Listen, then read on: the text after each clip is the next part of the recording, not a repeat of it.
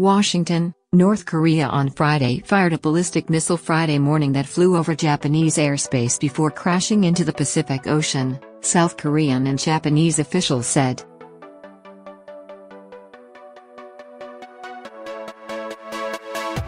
The ballistic missile was launched at 6:57 a.m. Friday Seoul time, 5:57 p.m. Thursday ET, from the Sunan area of Pyongyang in an eastern direction nearly around 2,300 miles, and passed over Japanese airspace, a South Korean military official said.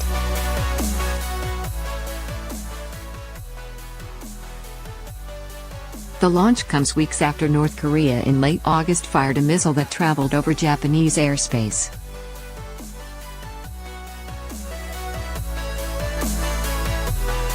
Japanese Chief Cabinet Secretary Yoshihide Suga said in a televised address that the single missile launched Friday flew over Hokkaido.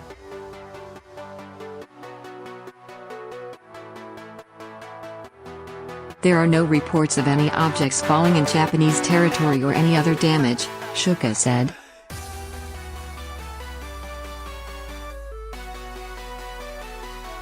We as a nation simply cannot accept these repeated provocative acts by North Korea, and we have lodged our firm protest and while communicating the strong anger from the Japanese public.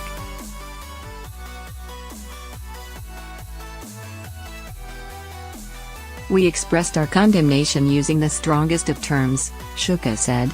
He said the missile landed around 1,242 miles east of Cape Erimo.U.S.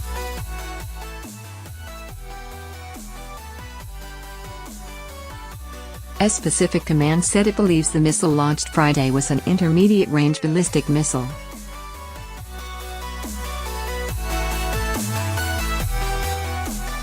North Korea has conducted several ballistic missile tests this year in defiance of U.S.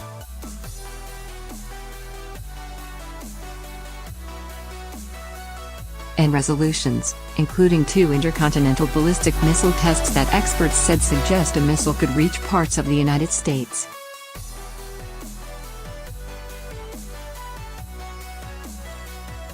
North Korea earlier this month conducted its 6th nuclear test. The news of the new launch came after 3 military officials told NBC News that North Korea may have been preparing to test an intercontinental ballistic missile in the coming days, defying sanctions imposed by the United Nations this week.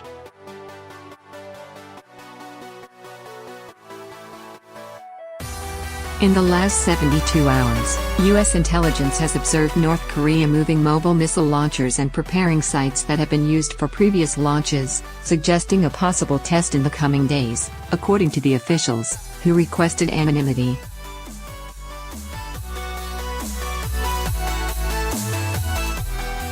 The activity is a strong indication that North Korea's ballistic missile program is proceeding on its internal schedule, and that the country's leader, Kim Jong Un, is unfazed by the international condemnation of country's 6th nuclear test, conducted on Sept.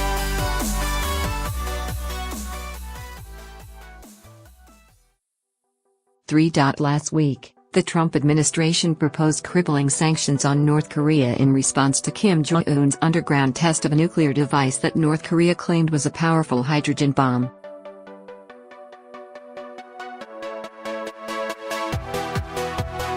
However, Nikki Haley, the U.S. ambassador to the United Nations, was forced to water her proposals down in order to win the support of Russia and China.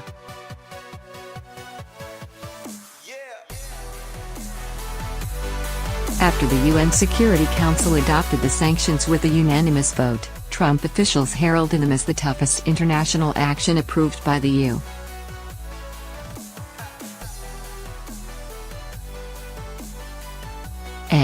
To date, while expressing some doubt on whether they would convince Kim Jong Un to stop his pursuit of nuclear weapon and an intercontinental ballistic missile.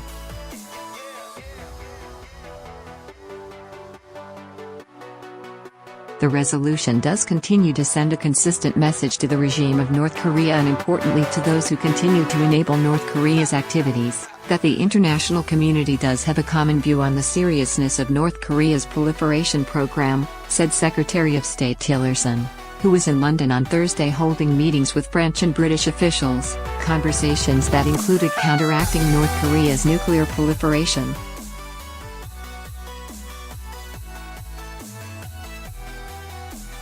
Meanwhile, Secretary of Defense Mattis was in Omaha on Thursday visiting U.S. Strategic Command, STRATCOM, and evaluating the nation's nuclear posture. These are the most severe sanctions yet laid on North Korea, Mattis said Tuesday.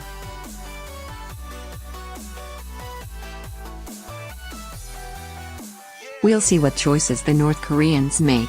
The United Nations Security Council spoke with one voice, again recognizing the global threat